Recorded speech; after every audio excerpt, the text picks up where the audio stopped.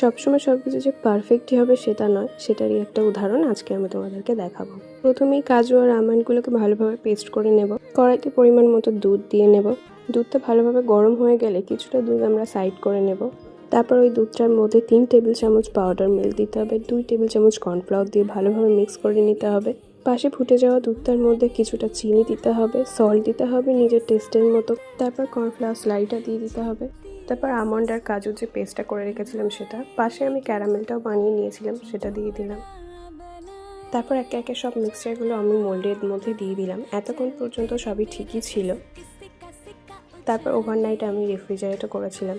তারপর কিছুটা মিক্সচার বেশি ছিল, সেটাকেও আমি একটা কাঁচের বাটিতে মধ্যে নিয়ে সেটাকে ওভারনাইট ফ্রিজ করলাম। সকালবেলা উঠে ফ্রিজ থেকে বার করলাম, দেখলাম আইসক্রিমটা স্টিকে লেগেই নেই। অনেক চেষ্টা করার পর এটা তার ফাইনাল রেজাল্ট। তারপর আরেকটা বাটিতে মধ্যে যেটাকে আমি নিয়ে রেখেছিলাম সেটাকেই আমি ইউজ করলাম। ডেকোরেশনের জন্য আমি পেস্তা আর আমন্ড দিয়েছিলাম, সেটা ক্লিপ আমার নেওয়া হয়নি। এটাই ছিল আমার কুলফি বানানোর অভিজ্ঞতা। ভিডিওটা দেখে যদি ভালো লেগে থাকে তাহলে অবশ্যই লাইক, কমেন্ট, শেয়ার করেন, সাবস্ক্রাইব করতে ভুলো না।